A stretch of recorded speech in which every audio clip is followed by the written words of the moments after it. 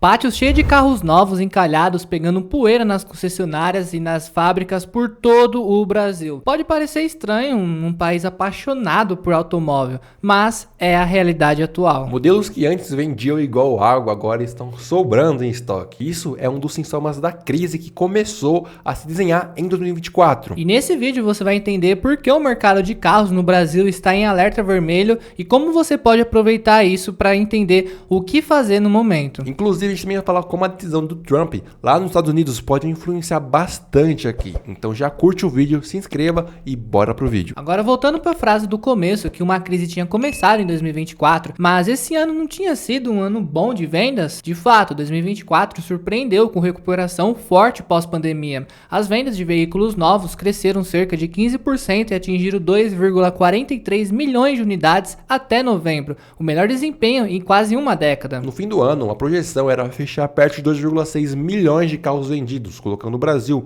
como o mercado que mais cresceu entre os 10 maiores do mundo em 2024. Ou seja, saímos da crise sanitária com força total, impulsionados por uma certa retomada econômica e até pelas exportações em alta. Só que por trás desse alívio, as montadoras já alertavam de desafios chegando. Em dezembro, a Anfávia, que é a Associação das Montadoras, comemorou os números, mas mostrou preocupação com alguns fantasmas, no caso, os juros altos, créditos mais difíceis e invasão de carros importados, principalmente chineses. E não deu outra. Agora em 2025, o cenário começou a complicar. Os dados mais recentes mostram estagnação e também queda. Em junho, foram vendidos 212,9 mil veículos, uma queda de 0,6 comparado a junho de 2024 e 5,7 a menos que em maio deste ano. A produção de carros também caiu em junho, 6,5% abaixo de maio. Resumindo, o primeiro semestre de 2025 até teve um leve aumento de vendas, cerca de mais de 4,8% versus 2024, mas bem longe do ritmo forte de 2024. E mês a mês os números estão recuando, o que aumenta ainda mais o alerta nas montadoras. Isso porque essas montadoras começaram a cortar a produção e custos. Nos últimos 2 meses,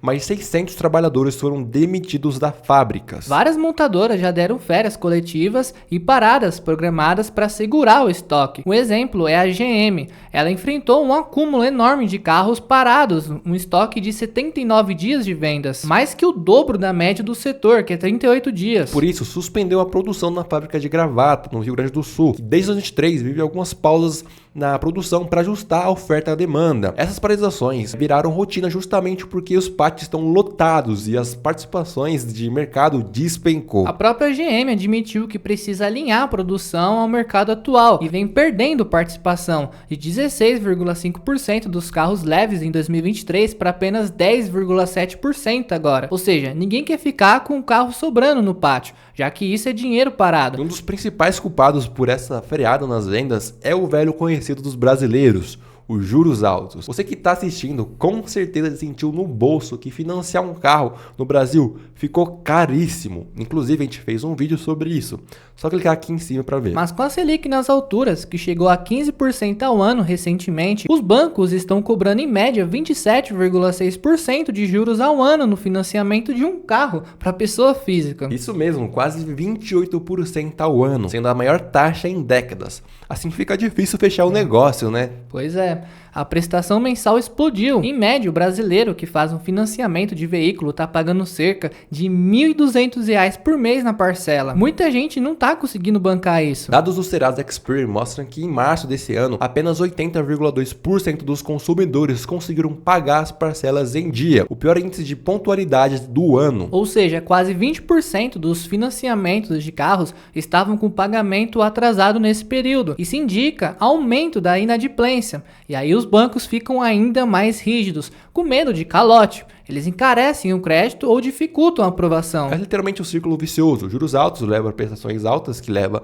menos gente comprando, que faz quem financiou atrasar os pagamentos e que leva os bancos a subirem os juros de novo, o que no final de tudo faz o pátio ficar cheio. A própria Anfávia reconhece que os juros estratosféricos estão barrando a recuperação interna. O presidente da entidade ressaltou que a elevação da Selic levou os financiamentos de veículos a um patamar extremamente elevado. Eles comentou que as vendas só se mantiveram como estão por causa dos frotistas e exportações. As locadoras de veículos, aquelas de aluguel, compraram bastante e a Argentina voltou a importar carros brasileiros, o que deu um pouco de respiro para o mercado. Mas no varejo, para o consumidor comum, as vendas estão fracas, justamente por causa do crédito caro. Em outras palavras, o brasileiro médio perdeu o poder de compra de carro zero. E olha que carro novo já vinha ficando caro nos últimos anos, hein? Agora então ficou fora de alcance para muita gente. De verdade. Para tentar contornar isso, o governo até lançou incentivo para carros populares no ano passado, baixando impostos, como por exemplo o IPI,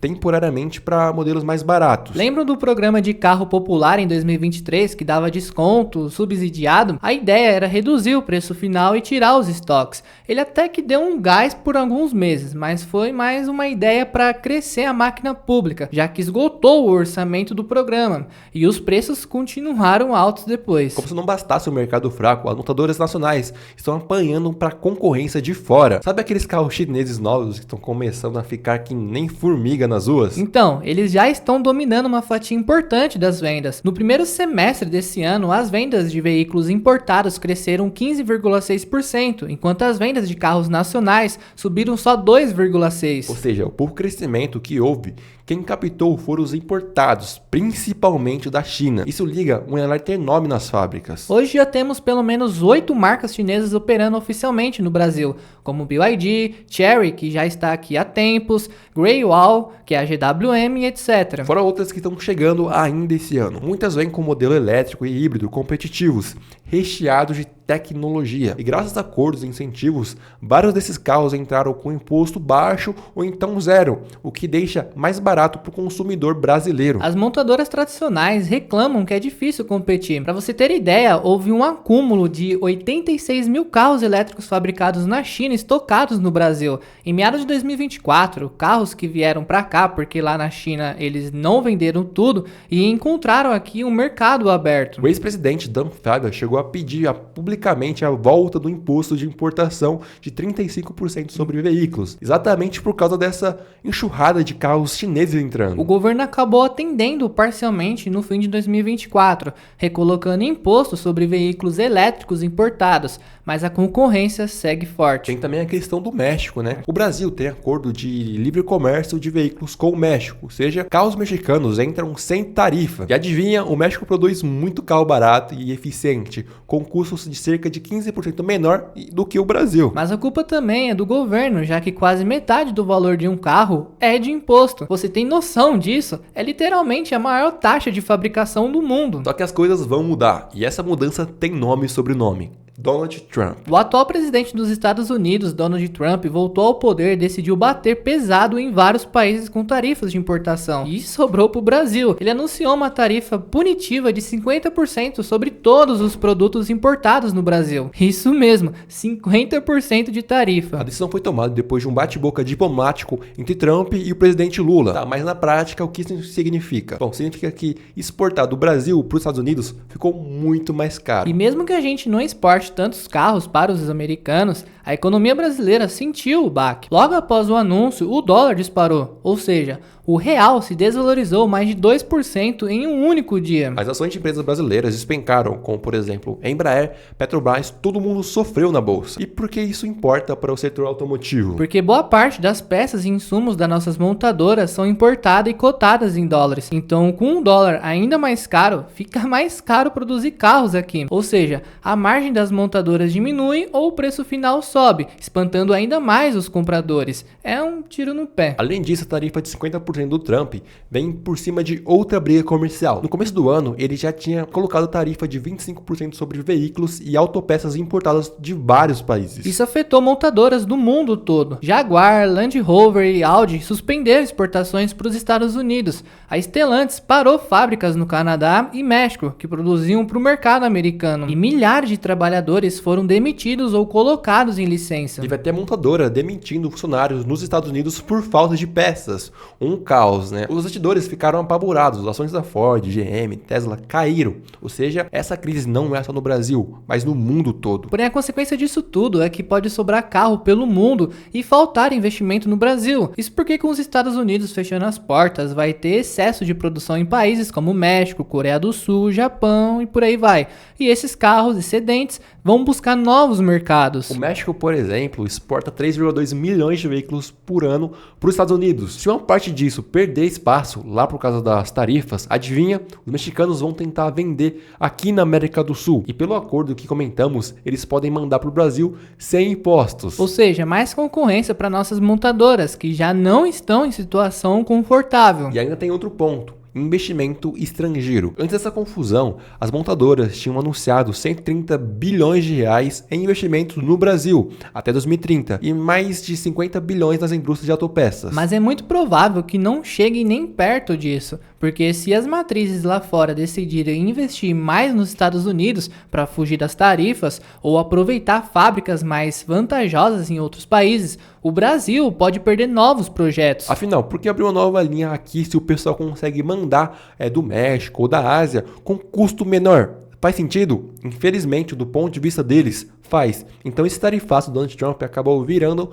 mais um obstáculo para a nossa indústria. E sim, a gente está entrando em uma crise. E muita gente que não tem conhecimento fala: mas eu não trabalho em uma montadora, por que isso importa para mim? E importa porque a cadeia automotiva é enorme na economia. São centenas e milhares de empregos diretos e indiretos, desde fábrica até concessionárias. Se o setor vai mal, afeta emprego, renda, arrecadação de impostos. Além disso, se as montadoras repassassem os custos, o carro fica mais caro ainda, tanto novo quanto usado. E até quem já tem carro sente, porque as peças de reposição podem subir de preço, já que muitas são importadas em dólar. Mas por outro lado, a crise também pode trazer transformação. As montadoras estão tentando se reinventar, investindo em carros híbridos e também elétricos no Brasil. A Stellantis pôs 2 bilhões de reais numa fábrica em Pernambuco para isso. A BYD investiu 1 bilhão na Bahia, buscando eficiência para competir com os importados. A verdade é que quem não se reinventa vai ficar para trás, porque depender do governo a gente já viu que é furada. Mas a gente quer saber de vocês, o que vocês estão achando dos preços dos carros? Acha que vem uma crise por aí? Comenta aqui embaixo. E se você quer saber como pagar barato em um carro, é só você ver esse vídeo aqui.